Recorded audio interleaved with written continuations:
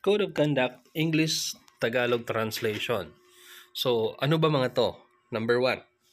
To carry with him at all times during his tour of duty, his license and identification card and permit to carry firearms. Sa Tagalog na translation, laging dalhin ang lisensya, pagkakilalanan at pahintulot na madala ang armas sa lahat ng oras ng tungkulin.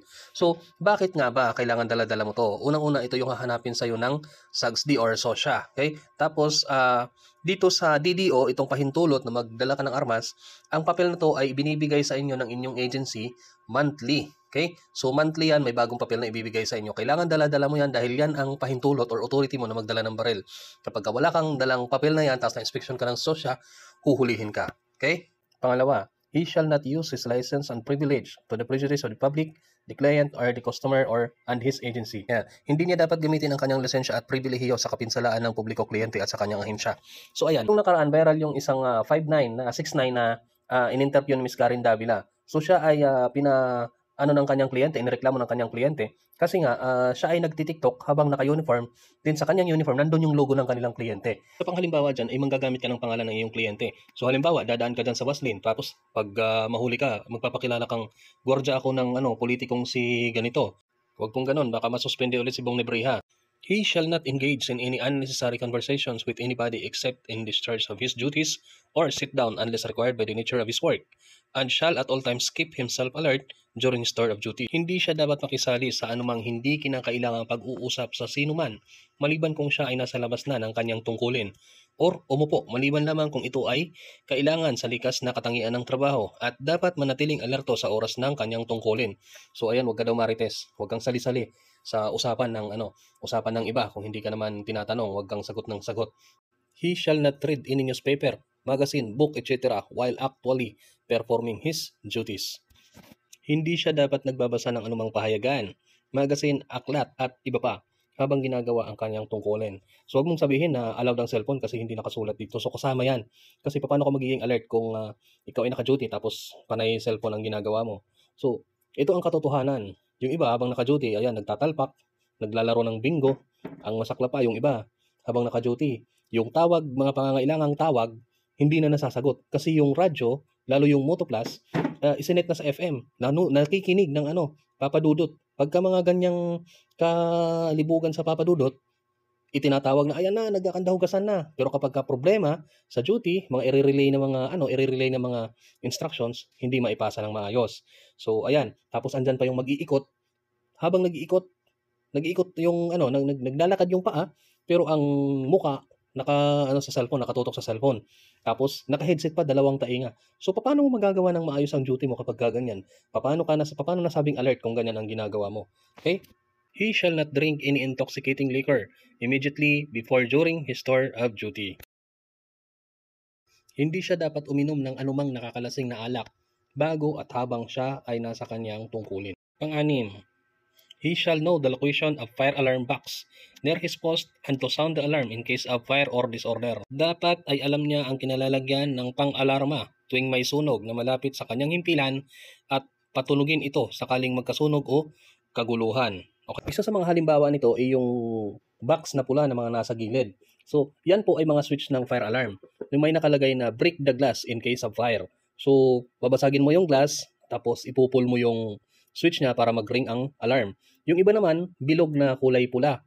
Okay? So, yung gitna nun, may kulay itim. Pag pinindot nyo yan, automatic na magre-ring na ang alarm. Pero, hindi ibig sabihin na dahil nakalagay dito na pindutin ang alarma kung may sunog or mayroong sa baba, hindi naman lahat. Baka nagdi-discussion lang, may nagkakasigawan lang sa baba, pipindutin mo na yung alarm. Okay? So, mostly, gagamitin mo to or pipindutin mo to in case na, may sunog sa isang area or ganyan, lindol. Ang baha naman, hindi naman mostly, pero yung mga ganyang pangyayari, para maalarma mo yung mga tao sa baba at sila ay magsibaba. Okay, doon naman kasi marami yung mga fire alarm box, yung mga yung parang panel na nagde-detect ng kung saan ang sunog.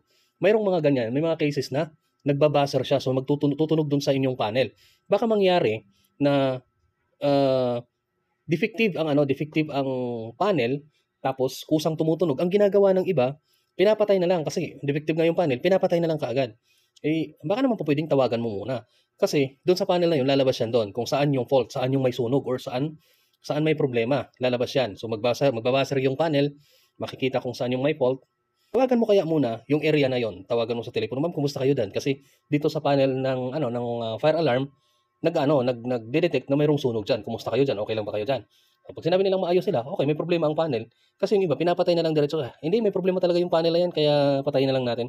So, paano kung totoo na pala? Okay? So, yan, isa yan. 7. He shall know how to operate any fire extinguisher at his post.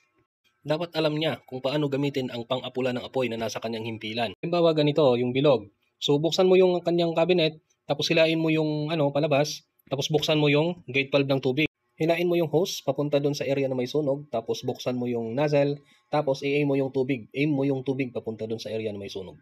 Sa ganitong klaseng fire extinguisher naman, yung mga nakatayo dyan sa gilid, syempre buhatin mo yung fire extinguisher, dalhin mo doon malapit sa may sunog, tapos may pin yan sa gilid, hilain mo, tapos aim mo yung nozzle papunta doon sa base ng fire, tapos pigain mo yung lever niya.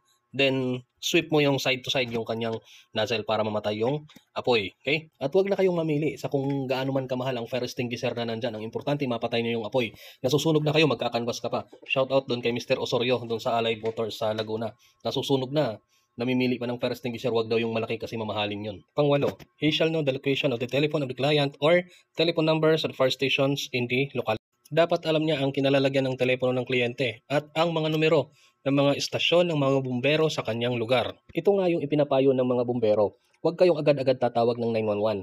Alamin niyo kung ano yung number or emergency numbers, mapabumbero, police, or lahat ng emergency numbers na nandyan sa area na malapit sa inyo. Sabihin man natin na ikaw ay naka-duty dyan, or sabihin natin na residential. Ikaw ay nakatira dyan, pagkatapos alam mo ang pinakamalapit. Halimbawa, pinakamalapit na fire station. Kasi kung halimbawa nagkasunog, tatawag ka pa ng 911. Si 911, hanapin pa ni 911 kung ano yung pinakamalapit, magtatanong pa. Tatanungin ka pa kung anong address mo, saan ba yan banda. So, si 911, ifo-forward pa yan doon sa pinakamalapit na fire station sa'yo. Kung alam mo ang number ng pinakamalapit na station sa'yo, ikaw na sana ang tumawag diretso. Si 911, hindi naman yan ganun kabilis. May experience pa ako, talagang personal na experience ko, 2016. Mayroong bata na nagbabike, na disgrasya bago mag-Kabyang Tunnel. So, tumawag ako 911, tapos ang sabi ng nakausap ko, "Sir, saan ba nangyari? Bago mag-Kabyang Tunnel or lagpas ng Kabyang Tunnel, Panasugbo?" Sabi ko, "Bago mag-Kabyang Tunnel." Sabi niya, "Hindi sa amin yan, sir. Sa Ternate pa yan. Sako pa ng Ternate yan. Sa Nasugbo kami." So, paano kung ganyan isasagot sa iyo ng 911 na tatawagan mo? So, ganun po kahalaga na alam nyo ang pinakamalapit ng mga emergency numbers dyan sa kinaroroonan nyo ngayon. Hindi lang to pang gwardiya, maging sa residential man yan or kayo na nandyan sa bahay. Dapat alam nyo kung ano yung pinakamalapit na emergency number. At saka ganito, in case of sunog or anumang emergency na nangyayari sa inyo, tawagan nyo kaagad yung emergency number or kagaya ng sunog. Kung kaya nyo namang apulahin nyo. Hindi yung bibidyohan nyo. Magla-live kayo. Okay? Pang-siyam, he shall immediately notify the police in case of any sign of disorder, strike, riot, or any serious violations of the law. Dapat niya ipagbigay alam agad sa mga pulisya ang kung anumang tanda ng kaguluhan at kahit anumang malubhang paglabag sa batas. He shall assist the police in the preservation and maintenance of peace and order and the protection of the life and properties. Dapat niyang tulungan ang mga kapulisan sa pangangalaga at pagpapanatili ng kaayusan at sa pagtatanggol ng buhay at ari-arian. He shall familiarize himself with the Private Security Agency Law RA 5487 as amended and its implementing rules and regulations. Kailangan na alam niya ang batas sa pribadong seguridad ng ahensya, Republic Act 5487, bilang pagpapatupad ng mga alituntunin at regulasyon nito.